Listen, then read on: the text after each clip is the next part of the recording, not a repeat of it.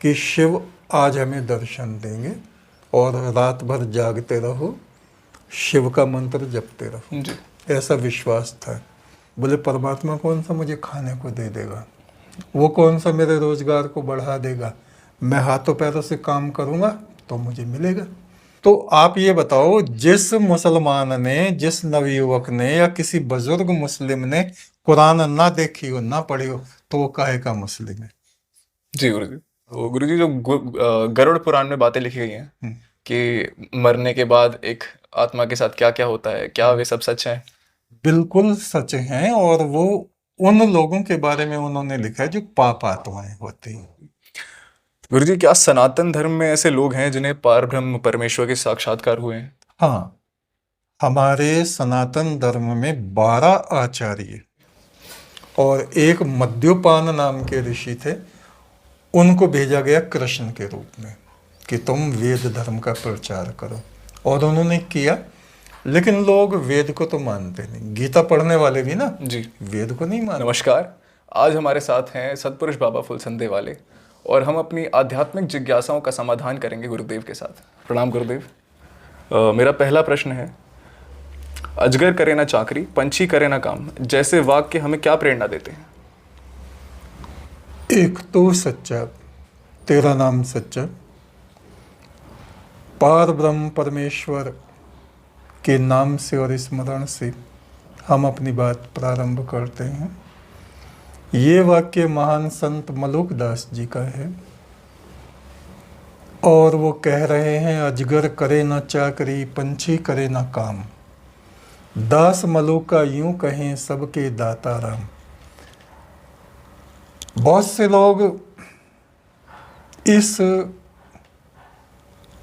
ज्ञान रूपी वाक्य को ये समझ सकते हैं कि वो हमें ये कह रहे हैं तुम्हें काम दाम करने की कोई ज़रूरत नहीं। ऐसा नहीं है। मनुष्य जब अपने लक्ष्य को प्राप्त करने में थक जाता है, डिप्रेस हो जाता है, परेशान हो जाता है, तब हमारे महापुरुष, हमारे ऋषि मुनि हमें संतुष्टि, जी सांत्वना देते हैं जी कि देखो, परमात्मा तो उन लोगों को भी दे रहा है जो कुछ नहीं करते हैं, जी और तुम लोग तो प्रयास में लगे हुए हो तो तुम्हें अवश्य मिलेगा। और संत मलुक दास, इलाहाबाद के पास में एक स्थान है कड़ा, कड़ा। वहाँ के रहने वाले थे, और उनके बहनोई ने उनको कहा, भाई मलुक, तू जो है परमात्मा का नाम भी जपा कर। तो वो ऐसे ही अठखंडे दिमाग के आदमी थे, मानते नहीं थे, नास्तिक थे। गुरु जी, किसका नाम जपा करते थे? किसी का भी नहीं? नहीं, मैं बता रहा हूँ, कुछ भी नहीं जपते अच्छा। थे। मलुक दास के बहनोई ने उनको कहा, अच्छा। मलुक दास को, जी कि तू परमात्मा का नाम ले लिया कर। साले बहनोई थे दोनों।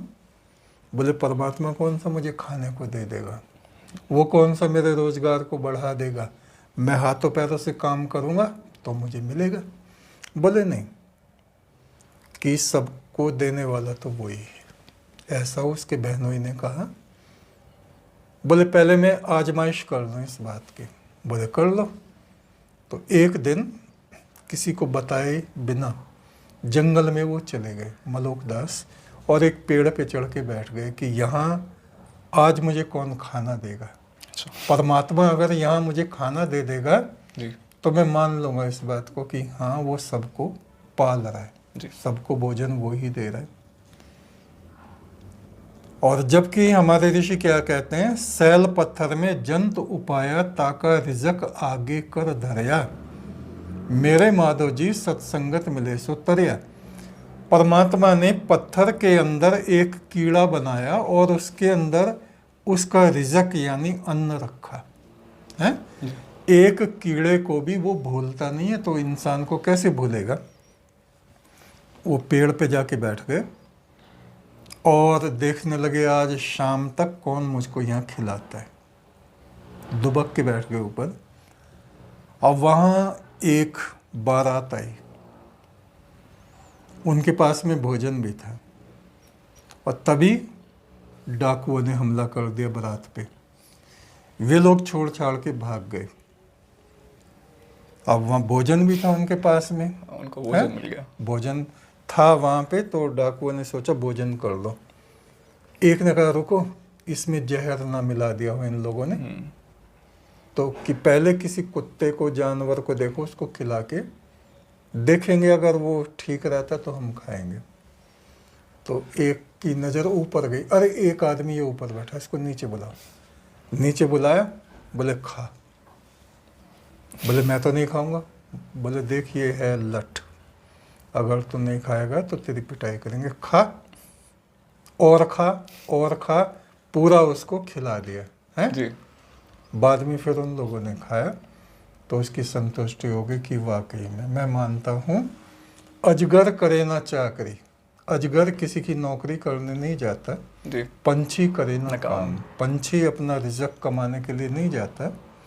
दास मलोका यूं कहें सबके दाता राम।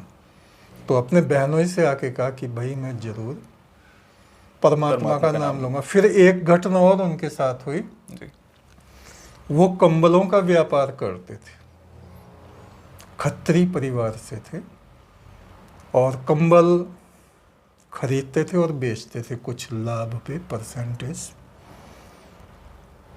एक दिन उनके कंबल बिके नहीं, शाम हो गई, तो उदास बैठे बेचारे। एक आदमी आया, बोले अरे कैसे बैठे हो? बोले भैया क्या बताएं, थकान हो गई, घर तक जाने का साहस नहीं है, आज पता नहीं घर वाले क्या कहेंगे। बोले कुछ नहीं, चलो तुम्हारे कंबल मैं उठा के चलता हूँ। तो वो सिर पे रख के बोले तेरा नाम क्या है? मलुकदास ने उससे पूछा तेरा नाम क्या है? अरे मेरा नाम है विष्णु। कि अच्छा चल ले चल, एक कंबल तुझे दे देंगे हम, मेहनत मजदूरी का। जी। तो वो गए और वो थके हुए थे। मलुकदास वो थोड़ा धीरे धीरे चल रहे थे, वो पीछे रह गए कि भाई उसका घर कौन सा है मलुक का, कि ये कि वो पीछे आ रहे हैं, ये कंबल रखे हैं यहाँ पर रख लो, कि बैठ जा। उनकी जो माँ थी मलुकदास की, उसने कहा भैया इधर बैठ के तो खाना खा ले। खाना उसके सामने रख दिया विष्णु के, और कुंडी बाहर से बंद कर दी, कहीं ये कुछ चुरा के ना भाग जाए। जी। कुछ बुजुर्गों की ऐसी मानसिकता, मेंटलिटी होती। तो वो बोले, वो आया था विष्णु, कंबल कहाँ रखे? बोले ये रखे। और वो कहाँ है? कि अंदर खाना खा रहे हैं, बाहर से कुंडी बंद कर दी। तो वो कुंडी खोल के अंदर गए तो वहाँ कोई था ही नहीं। खाना आधा खाया हुआ रखा था, थोड़ा बचा हुआ था। तो उन्होंने कहा अरे वो विष्णु कहाँ गया? कि बाहर जाते किसी ने नहीं देखा, यहाँ बंद कर दिया था। तो उस बचे हुए खाने को विष्णु का प्रसाद मान के उन्होंने खाया, तो उनका अंतःकरण प्रकाशमान हो गया, ईश्वरीय ज्ञान उनको जी। प्राप्त हो गया। तब से वो संत बन गए। गुरुजी एक प्रश्न और है। हाँ। ऐसे कुछ संत और कुछ व्यक्ति होते हैं जिनके साथ ऐसी घटनाएं होती हैं, पर बाकी लोगों के साथ ऐसी घटनाएं नहीं होती हैं, तो फिर लोग विश्वास नहीं करते उन पर। हर एक आदमी को कहाँ तक परमात्मा इस तरह की चीज़ें कराएगा? जी। ये चीज़ें उन लोगों के साथ होती हैं जिनसे वो परमेश्वर कुछ विशेष कार्य कराना चाहता है। जी। हैं? तो कोई कहे हमें ऐसा कराओ तो हम माने, तुमको करा भी देंगे तो भी नहीं मानने के। जी। हैं? क्यों? आस्था और अनास्था का प्रश्न होता है। इसलिए ये अनुभव हर एक व्यक्ति को नहीं होते, किसी किसी को होता है। जी। शिव कौन है और शिव पूजा कैसे की जाए गुरुजी? आपका नाम क्या है? जी, मेरा नाम मयोभव है। मयोभव। मयोभव का क्या अर्थ है? मयोभव वैसे गुरुजी शिव का एक नाम कहा शिव जाता का है। ही है ना? जी। तो शिव का पर्यायवाची हुआ। जी। हमारे यहाँ वेद में परमात्मा, परम ब्रह्म जो निराकार है, उसके बहुत से नाम हैं, पर्यायवाची हैं। ओम शन्नो मित्रः, वो हमारा मित्र है। शन्न वरुणः, वो वरुण है, यानी सर्वश्रेष्ठ। शन्नो भवत अर्यमा, वो ही भव सागर से पार करने वाला है। वो श्रेष्ठों में भी परम श्रेष्ठ इस तरह से बहुत से नाम हैं और उन्हीं में शिव भी जी परमात्मा का एक नाम है, मंगलकारी परमात्मा। यजुर्वेद में आता है नमः शंभवाय च मयो भवाय च। मयो भव जो है ये यजुर्वेद में आता है। जी इसका मतलब है हे परमात्मा तू अपने प्रकाश से प्रकाशमान है, स्वंभू। स्वंभू का मतलब है स्वयं प्रकाशित। मयो भव का अर्थ है भव से, जन्म मरण से निकालने वाला परमात्मा। जी नमः शंकराय च, हमारे दुख तकलीफों का जो शमन करता है, दुखों की अग्नि को जो बुझा देता है वो परमात्मा शंकरम। मयस्कराय च, दुख तकलीफों के कीकरों को उखाड़ के वहाँ सुखों के कल्प वृक्ष लगाने वाला परमात्मा। नमः शिवाय च शिवतराय च, मंगलकारी परमात्मा और जो मंगलों का भी परम मंगल है उसको मैं प्रणाम करता हूँ। ये परमात्मा के लिए है। जी अब इससे संबंधित, शिव से संबंधित एक घटना आती है स्वामी दयानंद की, जो कि आर्य समाज के संस्थापक रहे हैं, आप जानते भी होंगे। तो जब वो अवस्था में, किशोर अवस्था में थे, लड़के थे, उनके यहाँ शिव की पूजा होती थी। ब्राह्मण परिवार से थे। शिवरात्रि का दिन था और उन सब लोगों का ये विश्वास होता था परिवार का कि शिव आज हमें दर्शन देंगे और रात भर जागते रहो, शिव का मंत्र जपते रहो। जी ऐसा विश्वास था। तो वो भी परिवार के साथ में जाग रहे थे, एक कोने में बैठे थे, कम उम्र थी। तो सब सो गए, आधी रात हो गई, सबको नींद आ गई। उन्हें ये जिज्ञासा थी, लड़का था, कि शिव जी अगर प्रकट हो गए तो हम सोते रह जाएंगे, इसलिए हम जागते रहेंगे। जी तो उन्होंने क्या देखा, जो प्रसाद चढ़ाया था शिवलिंग पे, उस पे चूहे चढ़ चढ़ के उसको खा रहे। तो उनके मन में अब एक दूसरा प्रश्न आया, ये कैसा शिव है जो चूहों से अपनी रक्षा नहीं कर सकता, अपने प्रसाद को नहीं बचा सकता। लड़कों के मन में ऐसी बातें आती हैं। जो बुजुर्ग हैं वे तो परिपक्व होते हैं कि भगवान तो सब जगह है, चूहे भी उसके हैं, प्रसाद भी उसके, तमाम इस तरह से वो जी अपनी संतुष्टि कर देते हैं। लेकिन लड़कों के दिमाग में नए से नए ख्याल आते हैं। तो उन्होंने कहा नहीं, ये जो शिवलिंग है, ये पत्थर है, ये शिव नहीं हो सकता, शिव कोई दूसरा है। जी तो वो घर को छोड़ के निकल गए संन्यास लेने के लिए। फिर वो जगह जगह महात्माओं में गए। बहुत कम लोग जानते हैं कि स्वामी दयानंद ने एक पुस्तक लिखी, आत्मकथा। अपनी आत्मकथा उन्होंने लिखी, जिन जिन महापुरुषों से, महात्माओं से वो मिले उस बारे में लिखा। बहुत सारी किताबें उन्होंने इकट्ठी कर ली। जिज्ञासु होते हैं नवयुवक, जी तो जिसने जो बताया वो किताब, धार्मिक ग्रंथ इकट्ठे कर लिए। और किसी ने बताया कि आप वहाँ चले जाओ मथुरा। मथुरा में एक दंडी स्वामी हैं, वो वैसे तो नेत्रहीन है, स्वामी ब्रजानंद। हाँ, कि तुम उनके पास जाओ, वो तुम्हें ज्ञान बताएंगे। तो उन्होंने दरवाज़ा खटकाया, पूछा, अंदर से आवाज़ आई। वो गुरु बोले, कौन है? जी बोले, यही तो मुझे जानना है कि मैं कौन हूँ। कि अच्छा, तूने ये जो किताबों का बोझ कमर पे लादा हुआ है, गठिया, ये जमुना जी में फेंक है, पहले इसको फेंक के आ। तो फेंक के आ गए। बोले, अब तू वेद पढ़।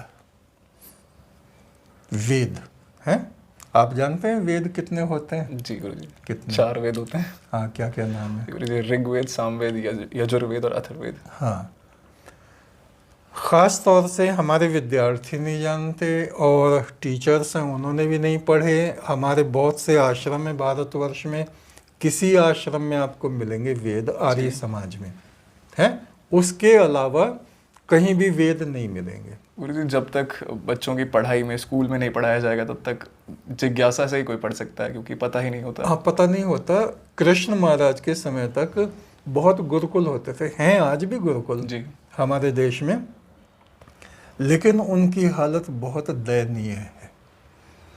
तो वेद उन्होंने पढ़े, स्वामी जी जो थे ना वो ब्रजानंद जी, उनको वेद याद थे, नेत्रहीन थे लेकिन प्रज्ञा चक्षु थे, ज्ञान चक्षु उनके खुले हुए थे। तो उन्होंने उनको पढ़ाया, और सख्त भी कितने थे। एक बार वो झाड़ू लगा रहे थे स्वामी दयानंद, जी और देखा सामने से गुरु महाराज आ रहे हैं, तो उनके चरण स्पर्श करने के लिए वो झुके और वो उनके पैर कूड़े पे पड़ गए। अच्छा तो वो तो सफाई कर ही रहे थे। जी दयानंद, हाँ जी, कूड़ा यहाँ कैसे है? कि गुरु महाराज सफाई करो। अच्छा, इतनी देर? वो डंडा था हाथ में, धैड़ धैड़ उन्होंने जी लगा। कोई बात नहीं, गुरु हैं। उस समय के गुरु और शिष्य में और आज के गुरु और शिष्य में कितना अंतर बहुत है, फर्क है। आप सोच सकते हो। डंडा मारना तो दूर, अगर ये भी कह दे तेरा दिमाग खराब है, यहाँ क्यों डाला कूड़ा, जी है? गुरु होगा अपने घर का, होता होगा गुरु पुरुष, है? मैं तो चला, तू अपने ज्ञान को अपने सिर पे रख। आज के शिष्य ऐसे। जी तो शिव के बारे में जो आपने पूछा ना, जी तो एक तो शिवलिंग की पूजा होती जी। है हमारे यहाँ, और उसमें भी लोग भ्रमित हैं, ये हम किसकी पूजा करते हैं। जी हम्म? लोग कोई कुछ समझता है, कोई कुछ समझता है। सब भगवान शिव की पूजा कर रहे होते हैं एक तरह से। भगवान शिव, अब यही शब्द आया ना, तो जी। भगवान कौन है? जो सर्वव्यापी है, जो कण कण में समाया, जिसने अरबों खरबों सूर्य रच दिए। तद एकम, वो एक है। तद ब्रह्म, वही पर ब्रह्म है। तत् सत्यम, वही सत्य है। तत् सवितुर वरेण्यम, उस एक ज्योति स्वरूप परमात्मा की हम आराधना करते हैं। जब करते हैं तो वो शिव तत्व हमारे अंदर प्रकट होता है। जैसे गुरु नानक देव कहते हैं, एक ओंकार सतनाम, वो परमात्मा एक है, उसका नाम सत्य है। उसी बात को हम कह रहे हैं, एक तू सच्चा, तेरा नाम तेरा सच्चा। नाम सच्चा। तो गुरुजी, शिव पूजा का अर्थ एक परमेश्वर की पूजा है। परम ब्रह्म परमात्मा निराकार ज्योति स्वरूप की पूजा को ही शिव की पूजा कहा जाता है। जी गुरुजी। केवल कर्म कांड प्रार्थना काफी है या पुण्य कर्म भी होने चाहिए? कर्म कांड करने से, केवल यज्ञ करने से, हैं, अगर हमारे काम सिद्ध हो जाते तो लो हमने ये हवन कर दिया, हमारे योगी जी अब प्रधानमंत्री बन जाए, ऐसे थोड़ी बनते हैं। जी। उसके लिए प्रयास, कर्म, सत प्रयास, पूर्ण प्रयास, बहुत ज़्यादा काम करने पड़ते हैं। तो जो पुण्य कर्म है वे जुड़ते हैं, तब परमात्मा हमारी प्रार्थना को सुनता है। इसके लिए एक छोटी सी कहानी मैंने सुनी थी बहुत पहले, वो मैं आपको सुनाता हूँ। जी 3 मुसाफिर थे, पहाड़ के रास्ते में वो लोग सफ़र कर रहे थे। अचानक से आंधी तूफान बारिश बहुत ज़ोर से आ गई। पास में एक गुफा थी, उसमें वो तीनों घुस गए। बिजली कड़की कहीं पास में, और एक चट्टान टूट के लुढ़कती लुढ़कती लुढ़कती वहाँ आगे उस गुफा के दरवाजे को उसने बंद कर दिया। वे तीनों अंधकार में बंद हो गया। बंद हो गए। उन्होंने कहा बस हमारी कब्र यहाँ बननी थी, हे भगवान कहाँ ला के तूने मारा, हमने सोचा भी नहीं था यहाँ हमारी मृत्यु होगी। और ये चट्टान इतनी पुख्ता है और मजबूत है और इतनी भारी है कि हम हटा नहीं सकते। कोशिश की उन्होंने पहले उसे हटाने की, लेकिन बहुत बड़ी चट्टान थी, वो आके उसने बंद कर दिया उसको। हाँ। अब 3 थे, तीनों अजनबी थे, एक दूसरे को जानते नहीं अच्छा। थे, जानते भी नहीं थे कि एक ही गांव के हों, मित्र हों या क्या हो, जी। पहले से किसी को जानते नहीं थे। 2 तो उसमें रोने लगे हाय क्या होगा, हमारे घर वालों को पता भी नहीं चलने का हम कहाँ मरे हैं। जी। तो एक जो समझदार सा था उसने कहा भाई ऐसे काम नहीं चलने का, वो जो परमात्मा है उससे प्रार्थना करो, वो हमें बचा देगा।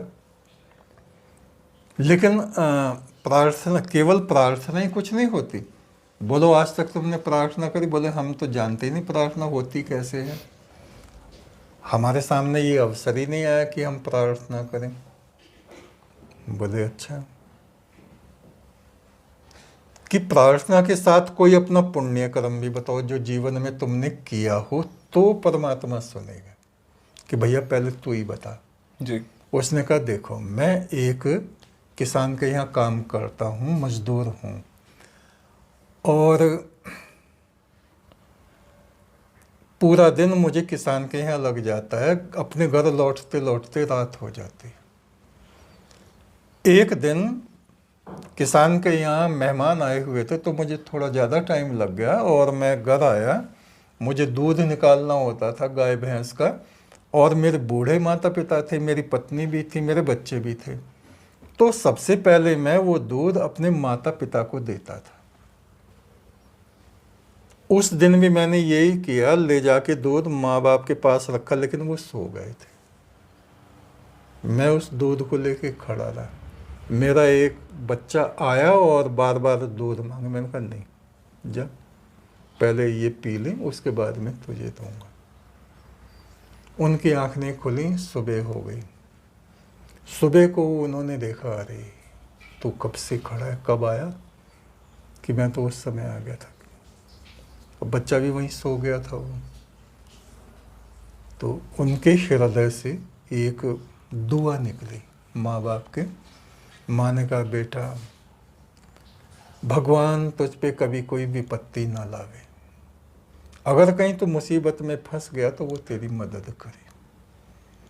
तो उसने प्रार्थना की, उस व्यक्ति ने, दूधिया ने, हे प्रभु अगर तू मेरी माँ की प्रार्थना को सुनता है तो हमें यहाँ से निकाल दे, और हम जितने भी बुरे काम हैं, बदकारियाँ हैं, सब छोड़ देंगे जी। और अच्छे व्यक्ति बन जाएंगे हमेशा के लिए, हम ये वादा करते हैं। तो बिजली चमकी और वो फिर गिरी उसी पत्थर पे जो उसके आगे लगा हुआ था, शिला के आगे। तो उसका एक हिस्सा कट गया, रोशनी आने लगी, थोड़ा सा आसमान चमकने लगा, लेकिन इतना नहीं कि उसमें को वो पार निकल थोड़ी सी जाए, टूट गई। थोड़ा सा था। अब कहा तुम सुनाओ। बोले भाई हमने तो कभी प्रार्थना करी नहीं, ना कोई ऐसा पुण्य कर्म करा, लेकिन एक बात मुझे याद है, एक रात में हमारे घर के किसी रिश्तेदारी में सब गए थे, मैं अकेला था, नवयुवक था, और उस समय रात में पानी में भीगती हुई बारिश में एक स्त्री आई, बड़ी सुंदर, लाल कपड़े पहने हुए, और उसने जेवर पहना हुआ, हीरे मोती जी। और बाहर खड़ी भीग रही थी। मैंने कहा बहन अंदर आ जाओ, तुम डरो मत, घर में कोई नहीं है, लेकिन मैं तुम्हारा धर्म का भाई हूँ। तो वो अंदर आ गई, और मैंने उसको और कपड़े दिए कि ये मैं उधर चला जाता हूँ, तुम उस कक्ष में विश्राम करो, कपड़े बदल लो, बिल्कुल भय भी मत हो, किसी तरह का डर तुम्हें नहीं है, मैं तुम्हारा भाई हूँ। उसने कहा अगर मैं चाहता तो उसको अपने घर में रख लेता, और इतना हीरे जवाहरात उसके पास थे, मुझे कुछ कमाने की जरूरत नहीं पड़ती, लेकिन मेरे मन में जरा भी बदी नहीं आई। जी। सुबह को मेरे माँ बाप भी आ गए, उन्होंने देखा ये कौन गैर स्त्री है, तो मैंने कहा ये मेरी धर्म की बहन है, ऐसे ऐसे कहीं से भटक के इधर आ गई थी। तो मेरी माँ ने मेरे सिर पे हाथ रख के मुझे दुआ दी, बेटा तू ऐसा ही नेक बना रहे, पूरी उम्र जिंदगी भर ये नेकी तेरे साथ रहे, और भगवान तुझे किसी मुसीबत में ना डाले, और पड़ गया तो तुझे निकाल दे। तो उसने प्रार्थना की, हे प्रभु अगर तू मेरी माँ की दुआ को कबूल करता है, सुनता है जी, तो मुझे बख्श दे। हैं? फिर बिजली गिरी उस थोड़ा पे, सा और टूट गया, और टूट गया, लेकिन इतना नहीं कि वो निकल पाते, नहीं निकल पाए। पेला भी उसको आगे पीछे करा, हिला ही नहीं पत्ता। बोले अब भाई तू तीसरे 13 नंबर है। बोले कि मैं एक किसान हूँ, और मेरे यहाँ एक मजदूर आया और उसके ऐसी बरकत हुई उसके काम से, मैं अमीर होता चला गया। और था वो परदेसी। मैं जब भी उसको पैसा दूं, ले भाई मजदूरी ले ले, बोले अभी नहीं मालिक, जब मैं घर जाऊंगा तब ले लूँगा। जी। 2 4 10 5 मजदूरों को और कहीं से वो ले आता और काम करता बहुत, और ऐसा हो गया कि मेरा घर किसी राजा महाराजा जैसा हो गया। और पैसे भी नहीं लेता था? पैसे भी नहीं लेता था वो, और एक दिन वो गायब हो गया। अच्छा। और मुझे इतना दुख हुआ कि मेरे ऊपर इसका कर्जा चढ़ गया और कुछ भी लेके नहीं गया, पता नहीं कहाँ मर गया जाके। मैं ढूंढता रहा उसको लेकिन मिला नहीं। कई साल बीत गए, फटे हाल में, बीमारी की हालत में वो आया, मालिक मुझे थोड़ा सा पैसा दे दो, मैं बहुत बीमार हूँ, दुखी हूँ, मेरे बच्चे परेशान हैं। मैंने उसके हाथ में घर की चाबी दे दी। मैंने कहा भैया ये घर तेरा है, तू मुझे इसमें रहने की जगह देगा तो मैं रह लूँगा। ये सब तेरी बरकतों से हुआ है, मेरा इसमें कुछ नहीं, तेरी कमाई आज तक मैंने खाई जी। है। तो जब उसने मेरा ये व्यवहार देखा, उसने आसमान की तरफ को ऐसे हाथ उठाए, ए परमात्मा इस नेक इंसान के दिल में तू अपनी मोहब्बत और अपने ईमान को, धर्म को स्थापित कर दे। तो वो जो मजदूर था वो एक फरिश्ते में बदल गया। उसने कहा कि मैं फरिश्ता हूँ, मुझको भेजा गया था। फरिश्तों में बहस हो रही थी कि आज के वक्त में भी इंसान ईमानदार और एहसानमंद हैं या नहीं। तो कि तू खरा उतरा और वो गायब हो गया। तो उसने कहा है परमात्मा, अगर तू उस फरिश्ते की प्रार्थना को सुनता है तो हमें बचा दे, और हम वादा करते हैं कि आगे से कोई बुरे काम नहीं करेंगे। फिर बिजली गिरी तीसरी दफा और वो खंड खंड जी हो गई। तो उनमें से एक ने कहा, निकल गए तीनों, बोले भाई मैं तो अब साधु बन जाऊंगा, मैं घर नहीं जाऊंगा, मुझे जिंदगी परमात्मा दी। बोले तू अकेला ही थोड़ी जाएगा, हम भी साथ चलेंगे। तीनों ही। वो तीनों ही साधु बन गए। जी। तो केवल प्रार्थना ही जरूरी नहीं होती, केवल कर्म कांड ही जरूरी नहीं होता, हमारे कर्म, हमारे आमाल भी पवित्र होने चाहिए। लोग कहते हैं हम तो प्रार्थना करते हैं, भगवान हमारी सुनता नहीं। सुनेगा कैसे जब हमारे कर्म खराब है। जी।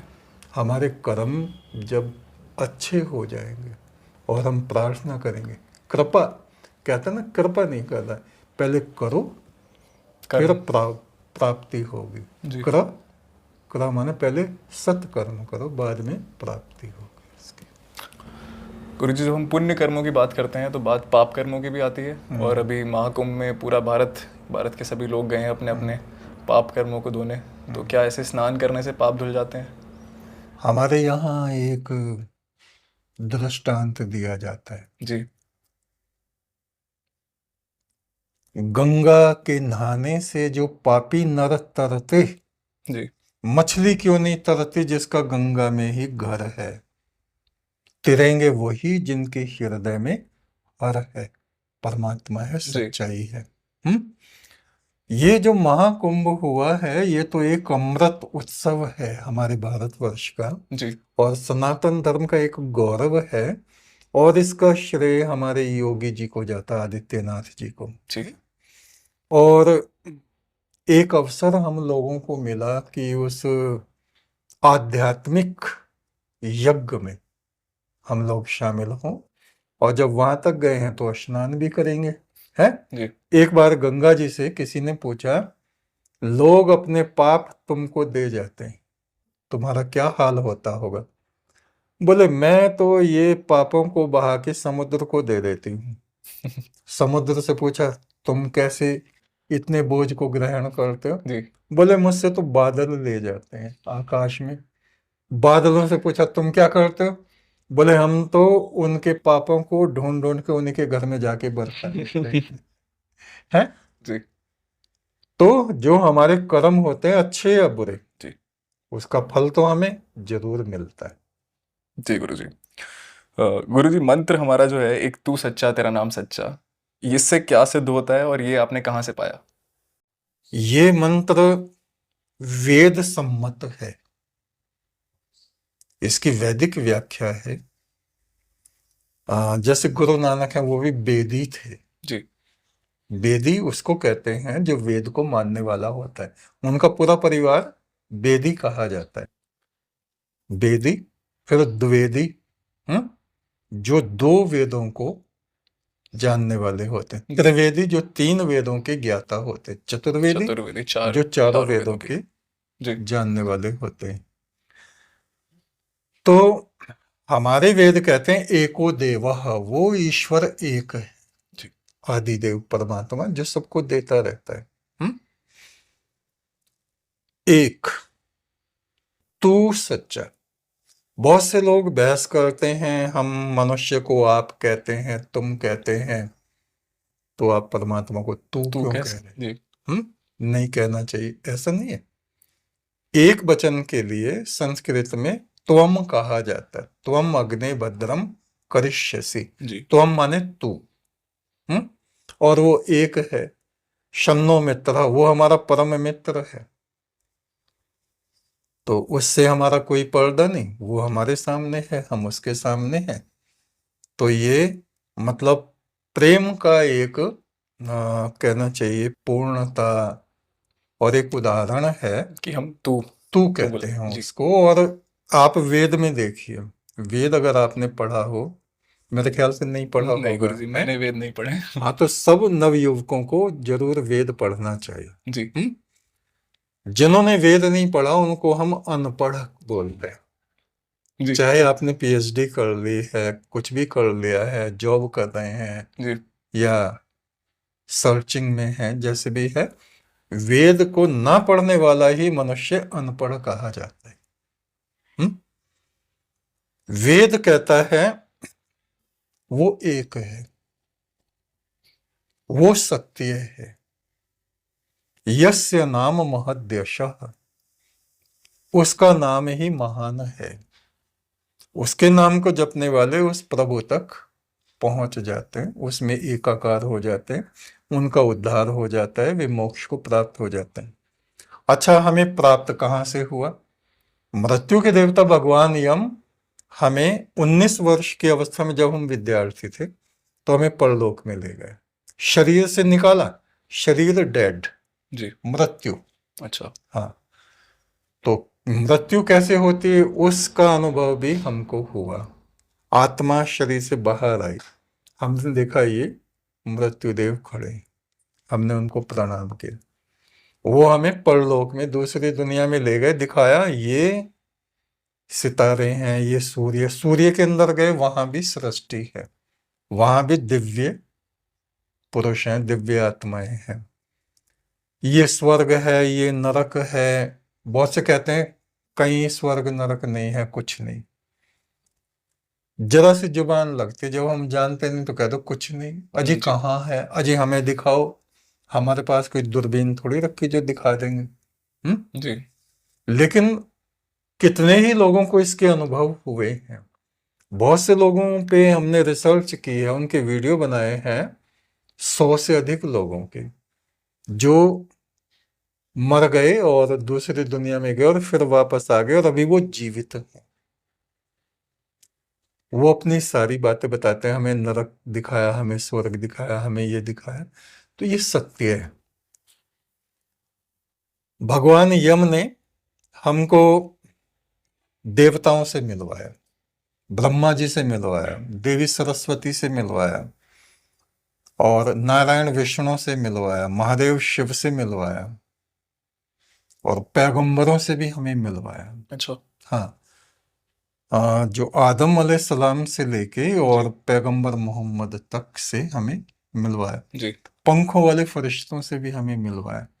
और अंत में कहा यहां से आगे आप चले जाओ, वहां अकेले ही तुम्हें जाना है। तो वहां गुंजार होता था, कहीं ओंकार गूंजता था, कहीं कुछ कहीं कुछ जी है। तो आगे हम पहुंचे, वहां रोशनी के पर्दे पर्दे पर्दे पर्दे, और वहां से आवाज आती थी, एक तू सच्चा तेरा नाम सच्चा। पहले ये आवाज आई, फिर हमने देखा कोई बैठे हैं अंदर, जी। रोशनी का उनका वजूद है, स्पष्ट नहीं हो रहे थे। बोले प्रकाश। मैं ही ईश्वर, मैंने ही तुमको बुलाया है, और लोगों से कहना वे पाप कर्म ना करें। पाप करने से मनुष्य को दुख की प्राप्ति होती है, उस दुनिया में भी और इधर भी। वे पुण्य कर्म करें, और तुम्हारे लिए ये मंत्र हमने निश्चित किया है, एक तू सच्चा तेरा नाम सच। तेरा नाम सच्चा। इसको जबकि असंख्य असंख्य लोग और आत्माएं मोक्ष को और अमृत को प्राप्त करेंगे, जी। वहां से ये हमें प्राप्त हुआ था। गुरुजी, आपने जिक्र करा कि जिन लोगों को आप कहते हैं कि जिन्होंने वेदों का ज्ञान नहीं है वो अनपढ़ हैं एक तरह से। अनपढ़ हैं, तो बिल्कुल। मैं गुरुजी हमारी युवा पीढ़ी के लिए पूछना चाहूँगा कि हम लोग कैसे पढ़ें, क्योंकि संस्कृत हमें 8th क्लास तक पढ़ाई जाती है, उसके बाद हमने संस्कृत आपके पढ़ी पास होती है। मोबाइल नहीं है? जी जी है। कौन से नवयुवक में मोबाइल नहीं, जी सब पे है। जी जी है, वे दिन भर तो रील देखते रहते हैं, है? जी। तो क्या उसमें वेद को नहीं पढ़ सकते? गुरु आप मुस्लिम नवयुवकों को लीजिए, इतनी वीडियो वो रमजान पे नमाज के लिए कुरान की आयतों को लेके बना रहे हैं। जी कि आप ये आयत पढ़ें, ये पढ़ें, तहज्जुद पढ़ें। तहज्जुद रात में जो अंतिम नमाज होती है ना, ईशा की नमाज, उसके बाद का जो समय होता है सुबह तक, जी फजर की नमाज जो सुबह को होती है, उसके बीच का कभी भी जो पढ़ते हैं वो तहज्जुद कहा जाता है।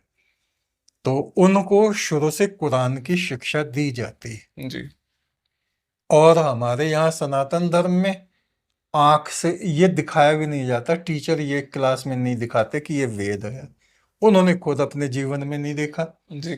तो आप ये बताओ, जिस मुसलमान ने, जिस नवयुवक ने या किसी बुजुर्ग मुस्लिम ने कुरान ना देखी हो, ना पढ़ी हो, तो वो काहे का मुस्लिम है? जी गुरुजी। जिस सिख ने ना कभी गुरुद्वारे गया हो, ना कभी गुरु ग्रंथ सुना हो, ना पढ़ा हो, ना देखा हो, तो वो काहे का सिख है? बेकार ही है ना। ऐसे ही सनातनी हिंदू, आप लोग पढ़े लिखे, दिल्ली यूनिवर्सिटी के फलाने वहां से लंदन से पढ़ के आ गए हैं, क्या पढ़ा? हमारे लिए तो अनपढ़ हो आप लोग।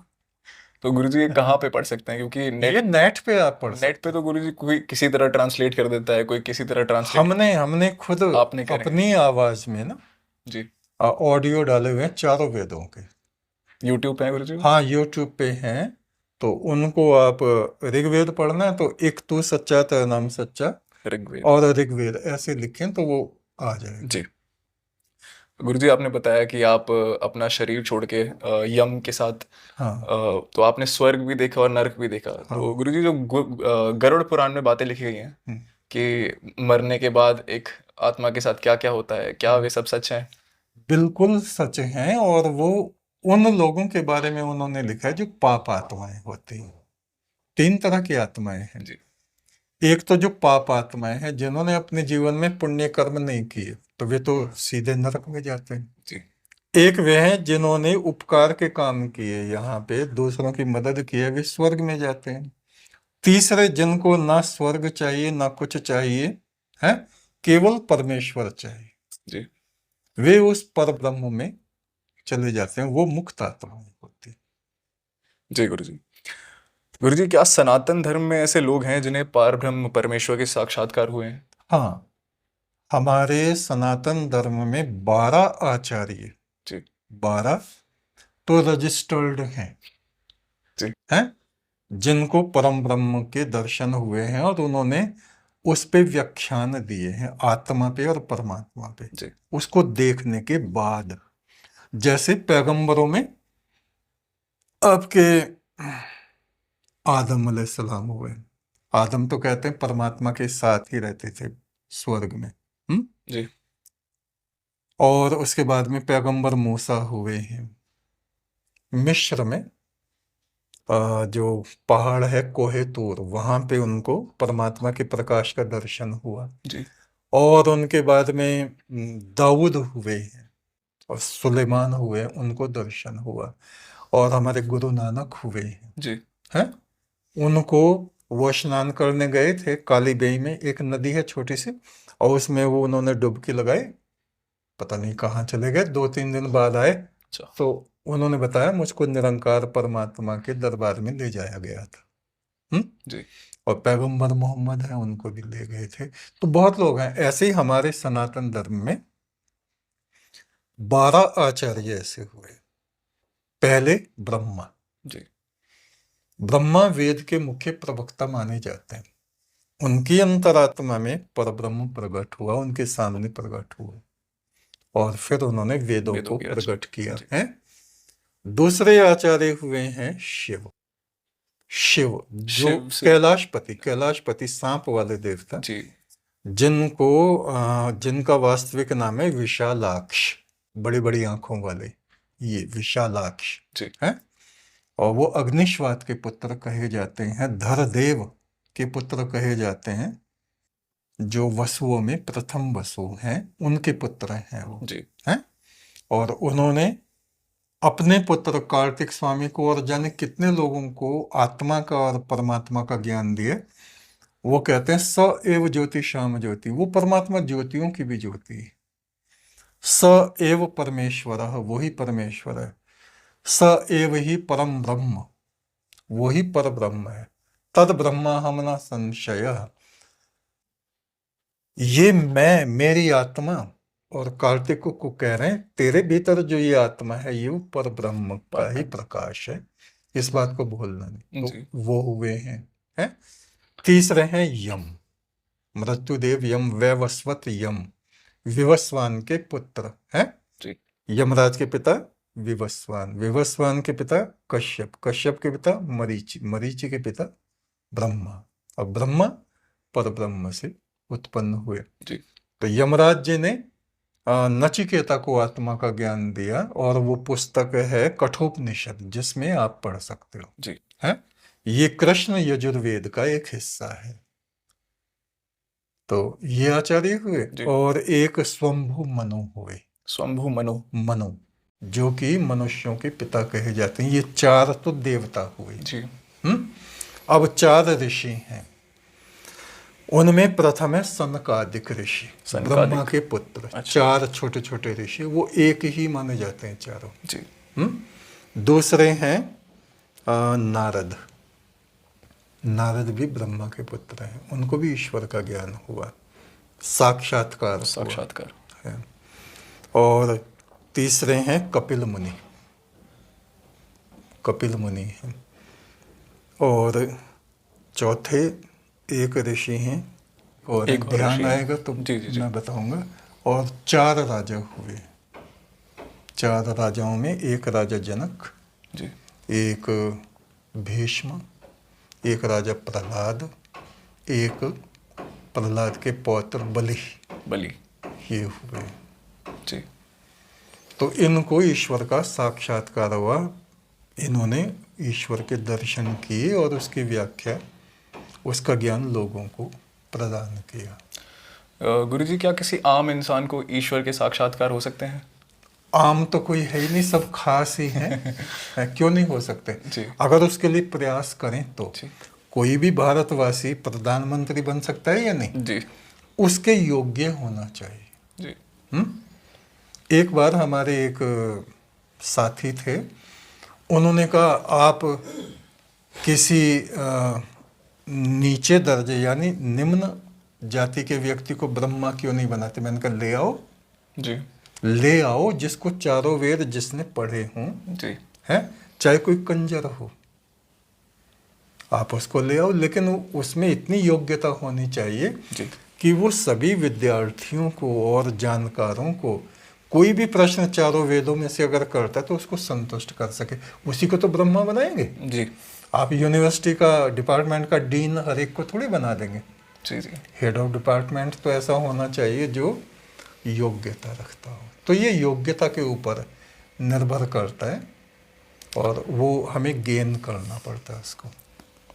गुरुजी, क्या पैगंबर मूसा पिछले जन्म में एक ऋषि थे?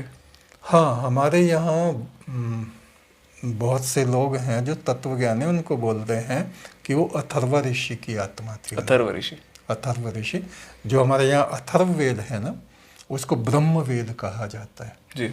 और मेरे ख्याल से यहूदी इस बात को नहीं मानेंगे जो मैं कह रहा हूँ, ना मुस्लिम माने ना ईसाई माने, क्योंकि वो तो पुनर्जन्म को मानते ही नहीं। जी। लेकिन मानना और जानना, विज्ञान, भाई ये बल्ब कैसे जल रहा है तो एक छोटा बच्चा थोड़ी जानता कैसे जल रहा है, एक वैज्ञानिक जानता है कैसे बना, कैसे जल रहा है, बिजली कहाँ से आ रही। जी।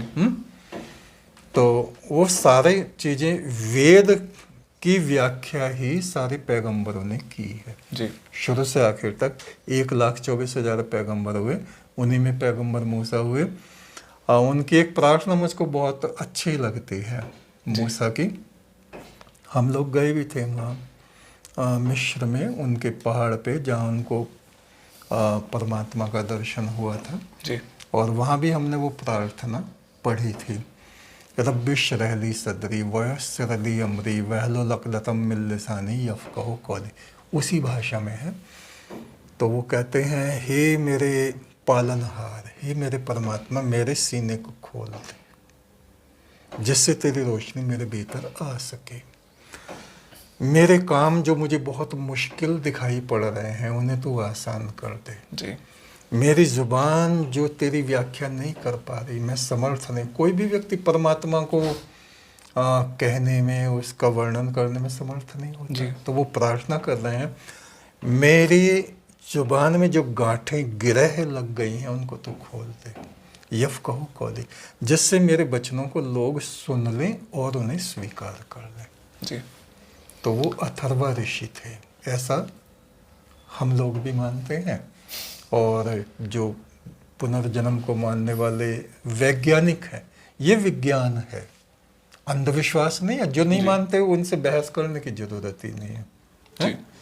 तो वो अथर्वा ऋषि की आत्मा में थे। गुरुजी, अगर हम पुनर्जन्म या अगले जन्म की बात करें तो क्या किसी मुस्लिम का जन्म एक हिंदू घर में हो सकता है, और क्या किसी हिंदू का जन्म अगले जन्म में किसी मुसलमान घर में हो सकता है? हाँ हाँ, बिल्कुल बिल्कुल। देखो, अभी हम मथुरा गए थे जी। तो वहाँ 2 नवयुवक हमें ऐसे मिले जो पहले जन्म में हिंदू थे और आज भी उनके हिंदू संस्कार प्रबल हैं। जी।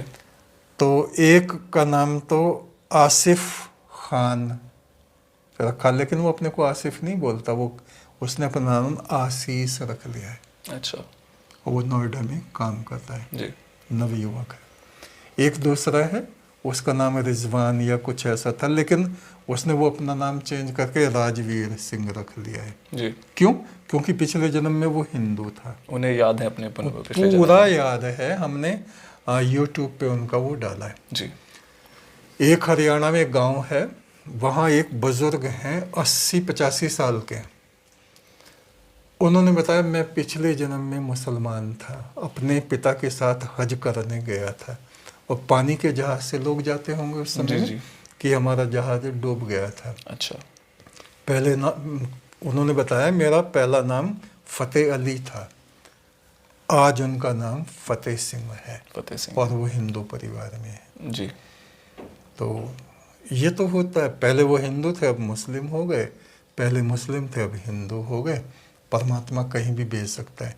एक नासिक में है नवयुवक आपकी एज में, जी। उसने बताया, उसकी भी वीडियो है, और ये सब सत्य है कि मैं पिछले जन्म में सांप था, मुझे 2 लड़कों ने मार दिया था, और अब मेरा जन्म मनुष्य के रूप में हुआ। जी। गुरुजी, आपने बताया उनका अपने पूर्व जन्म में भी नाम फतेह था, फतेह अली, और इस जन्म में भी फतेह है। तो फतेह सिंह, फतेह सिंह उनको याद था मेरा नाम फतेह तो था, उन्होंने खुद ही वो फतेह सिंह नाम जी। रख लिया। गुरुजी, क्या ईसाई, अभी आपने बताया ईसाइयों में भी पूर्ण जन्म होते हैं? बहुत सी घटनाएं हैं। और पैगंबर ईसा ने खुद कहा कि मैं इब्राहिम से भी पहले था। इब्राहिम पैगंबर हुए हैं जी। तो जिन्होंने काबे को बनाया था अपने पुत्र के साथ, इस्माइल के साथ, कि मैं उससे भी पहले था, ईसा ने कहा है। जी। अब उनके वचन को कोई समझे कोई ना समझे वो अलग बात है, या सब बहस करने लगे अपने अपने तरीके से। लोग ज्ञान की बातों को लेते हैं, कोई मान लेते हैं, कोई बहस पे आ जाते हैं। तो बहस का तो ये विषय ही नहीं है, जी। उस परमात्मा के रहस्य को वो खुद ही जान सकता है। गुरुजी, कालिया नाग काकभूषणी क्या पूर्व जन्म में ऋषि थे? हाँ, ये मंदराचल पर्वत पे 2 ऋषि थे और तपस्या कर रहे थे जी। और दोनों क्रोधी थे। जी। दोनों क्रोधी थे। तो पहले एक श्वेत मुनि नाम से थे, वो दूसरा आ गया। तो उस भाई मैं भी यहीं करूँगा। बोले तुझे और कहीं जगह नहीं मिली, यहाँ क्या तो नाग की तरह फुंकार मार रहा है कि आगे तो नाग ही बनेगा। तो वो कालिया नाग बन गया। उसने कहा तू कौवे की तरह काहे काहे कर रहा है, तो कौवा बने, वो काकभूषणी बन गया।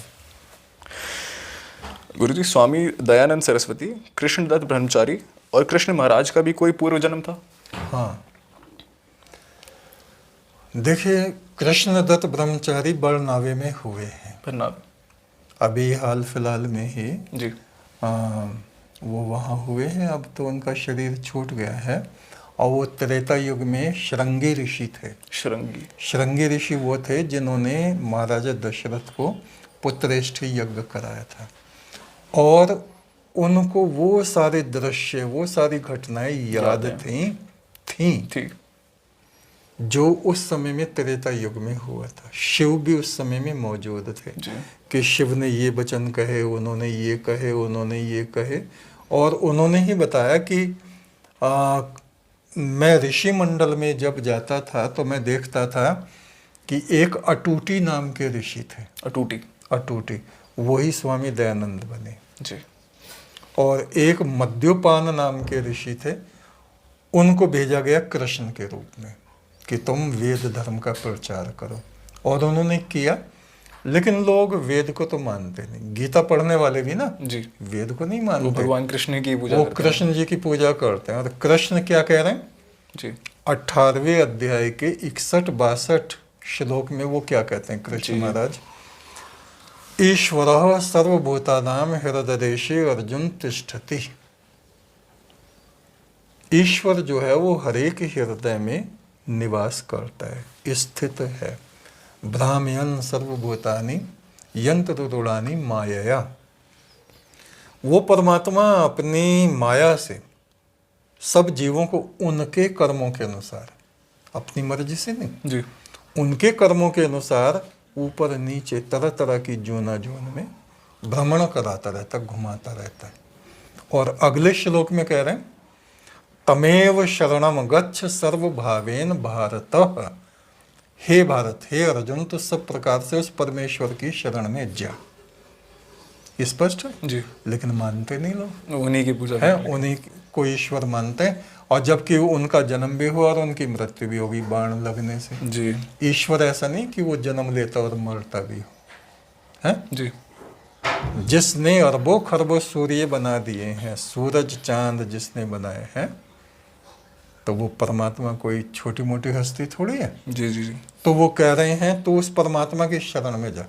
तमेव शरणम गच्छ सर्वभावेन भारत तत्प्रसादात् पराम शांतिम स्थानम शाश्वत प्राप्यसि। उस परमेश्वर की कृपा से तो शाश्वत धाम को, मोक्ष को और परम धाम को प्राप्त करेगा। जी। ये कृष्ण महाराज का वचन है, लेकिन मानने वाले लोग हैं नहीं। जी। गुरुजी, लोग राधे राधे जपते हैं, लड्डू गोपाल की पूजा करते हैं, हनुमान जी की पूजा करते हैं, तो ये कहाँ तक उचित है? ये हमारे देवी देवता हैं, ये हमारे महापुरुष हैं जी। इनका हमें आदर करना चाहिए। लेकिन हमारा वेद क्या कहता है, हमारे ऋषि क्या कहते हैं? यो अन्यान देवता मुपास्ते यथा पशुरेव गोंग सह देवानाम। ईश्वर के अलावा जो किसी भी देवी देवता को ईश्वर जैसा मान के पूजा करता है, वो देवताओं की दृष्टि में जी पशु के तुल्य है। अच्छा। इसी बात को पैगंबर कह रहे हैं, ला इलाहा इल्लल्लाह। नहीं है, ला माने नहीं, इलाहा माने इष्ट, पूज्य, सिवा कोई परमात्मा के। जी। और जो उसके अलावा किसी और की पूजा करता है वो काफिर। काफिर यानी पशु जैसा। तो गुरुजी, हमारे वेदों में क्या मूर्ति पूजन का भी खंडन करा गया है?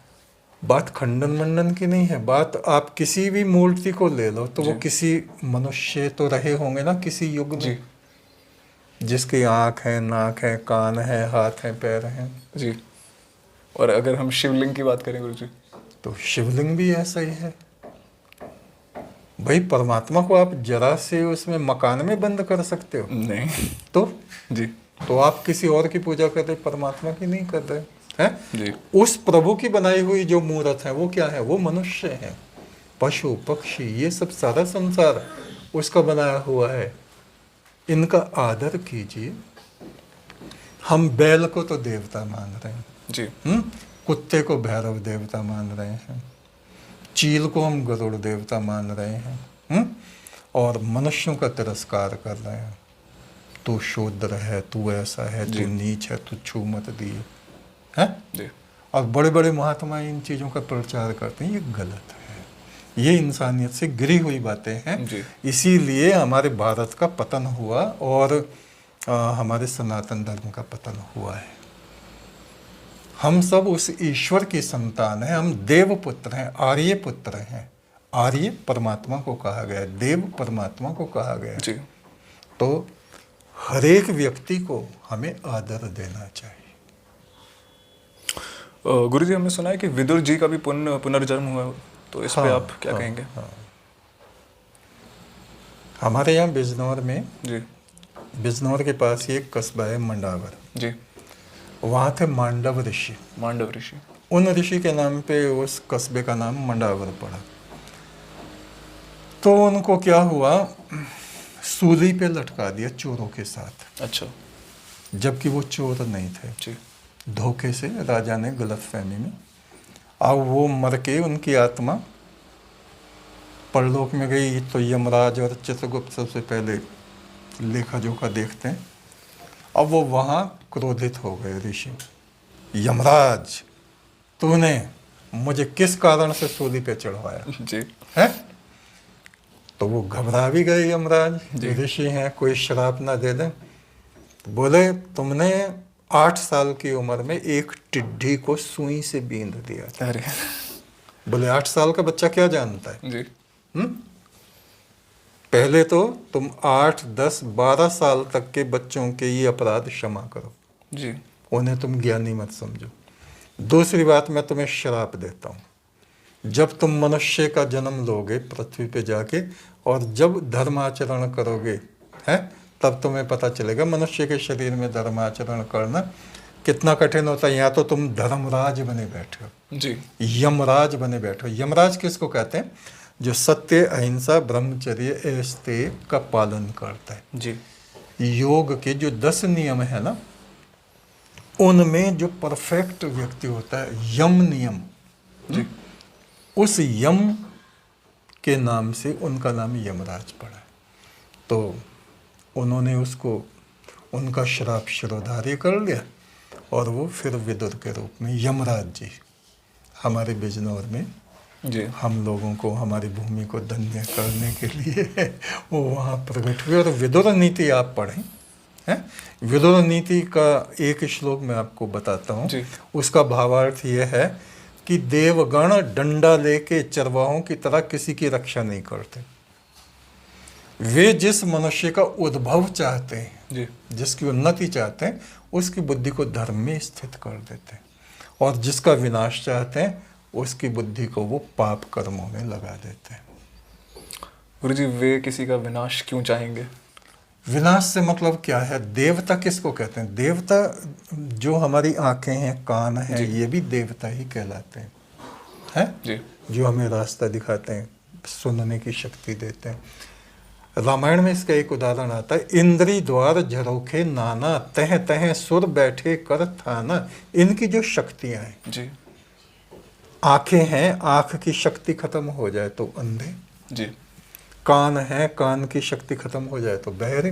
जी, बोल रहे हैं, बोलने की शक्ति खत्म हो जाए तो गूंगे। जी। तो इन शक्तियों को देवता हमारे वैज्ञानिकों ने, जी, वैदिक वैज्ञानिकों ने कहा है।